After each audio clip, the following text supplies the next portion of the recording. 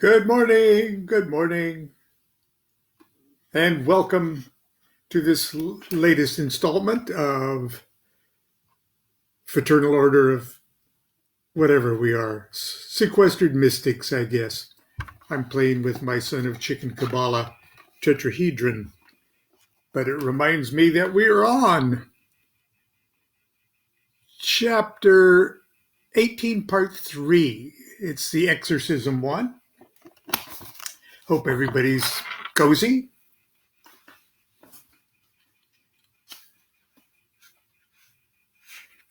I'll back it up just about a couple sentences to kick us back on.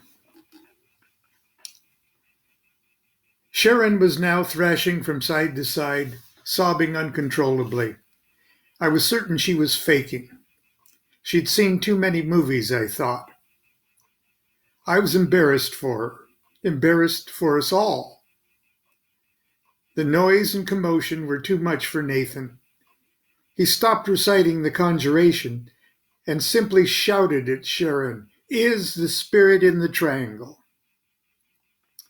"Yes," Sharon screamed angrily. "He's always been there." When I heard those words, I knew she was not acting. I felt the hair on the back of my head spring to attention. The atmosphere in the room seemed to collapse under a crushing wave of primitive malice.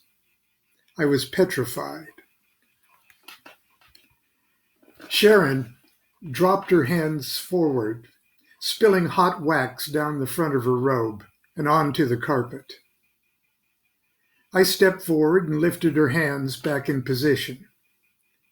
When I touched her arms, they were hard as rock.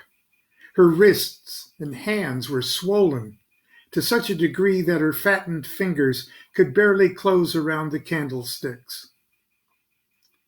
I stole a quick glance at her face. It was bright red and her cheeks so puffed up that her eyes were nearly pinched shut.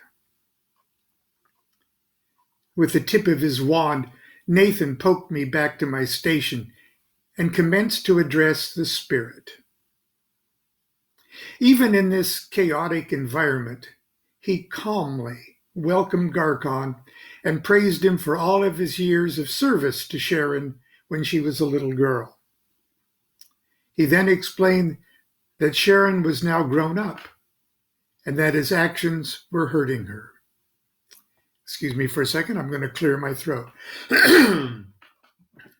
and have a little coffee.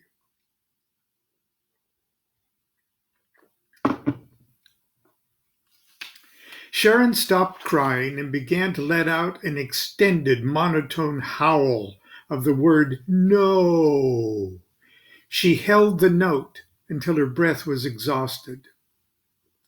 As she pushed the last air from her lungs, she induced a cycle of coughing that eventually led to retching spasms of dry heaves. Dr. Kaufman and I had to take the candles away from her. Nathan shouted at her, "Look into the triangle. Is Garcon in the triangle? Tell me what he's saying." "Oh, yes," Sharon hissed with a venomous sarcasm. "He's laughing at you." It soon became clear that Garcon would not be drawn into dialogue. The spirit's only response was to create terror and then feed on that terror. He was doing a good job. Poor Sharon bobbed up and down like a caged monkey, shifting from foot to foot as she gawked open-mouthed at the triangle. From where I stood, it appeared that she no longer had a neck. Her shoulders had risen and become squared. I remember thinking that it looked like she put her robe on with a coat hanger still in it. Nathan tried once more to reprogram Garcon to become a supportive familiar, but Garcon would have none of it. The response was always the same. more pain inflicted upon Sharon. Then if you refuse to help her, you will no longer be allowed to hurt her. Nathan popped the cork on the crystal vial of holy water and shook it, first upon Sharon and Dr. Kaufman and me, then upon the triangle itself. Now, O Garkon, since thou art still pernicious and disobedient, I do in the name and by the power and dignity of the omnipresent and immortal Jehovah Tetragrammaton, do bind thee in the depths of the bottomless pit. He emptied the vial of holy water over Sharon's head, then ripped the parchment talisman bearing Garkon's sigil from around her neck. He reached to where I stood, and with the lighted candle, and passed the talisman through the flame. I conjure thee, O fire, by him who made thee and all other creatures for good in the world, that thou torment, burn, and consume this spirit Garkon for everlasting. He then allowed the talisman to catch fire and held it until it was almost consumed. He tossed the last flaming fragment in the air. It burned completely out before it reached the floor. I was very impressed. I hereby excommunicate thee and destroy thy name and seal and burn thee in the immortal fire and bury thee in immortal oblivion. Predictably, Sharon howled and babbled. Nathan then stepped between her and the mirror, and from the confines of the circle, he hurled a black cloth at the triangle. It snagged the uppermost point and fell to cover the entire surface of the mirror. He turned Sharon away from the triangle and gently helped her to the floor. He raised his wand and aimed it at the covered mirror. Christios cormfa peripsal amails.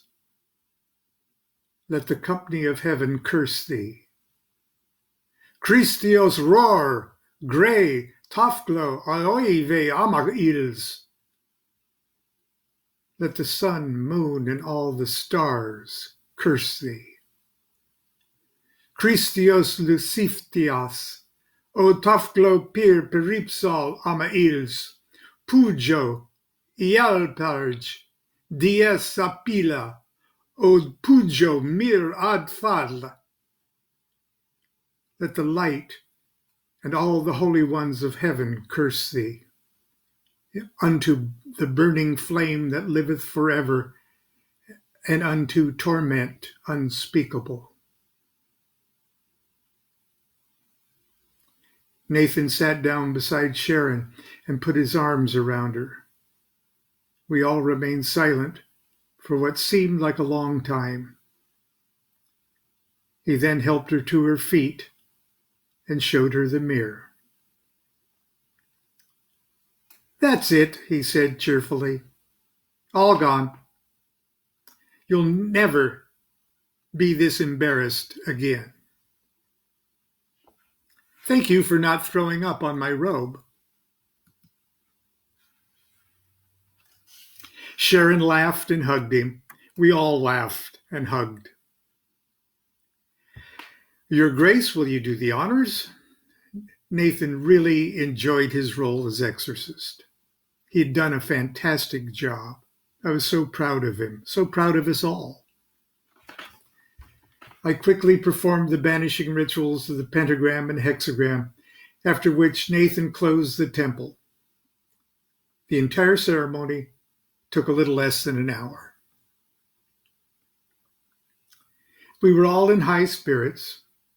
Dr. Kaufman told Sharon that during the ceremony she had blown up like a blimp. I was relieved to learn that I wasn't the only one to notice the phenomenon. Dr. Kaufman apologized for forgetting to tell me that for years Sharon's joints swelled dramatically during Garcon's visits or Garcon's attacks. In fact, it was these physical manifestations that first attracted her to the case. It was 2 weeks before I heard back from Dr. Kaufman. In her opinion, the operation was a success. Garcon seemed to be out of Sharon's life, and she was making progress on all other levels of her therapy. I called Nathan and we crowed like self-congratulatory cocks. That's a mouthful. I then called Rigardi and tried not to sound too excited. He said that he'd already talked with Dr. Kaufman and that she had praised us to, quote, to high heaven, unquote. He was happy that it worked out, but cautioned me about celebrating prematurely. His parting words left me a bit uneasy. The law of the conservation of energy applies to magic as well as physics. Our friend may not have been destroyed. He may have just moved on to the nearest center of least resistance. This was the last time Rigardi and I spoke. 2 years later, I would receive another call from Dr. Kaufman and a new lesson in the conservation of energy. And that's the end of the chapter. The book has one illustrations of the thelemic version of a Goetic circle or temple setup.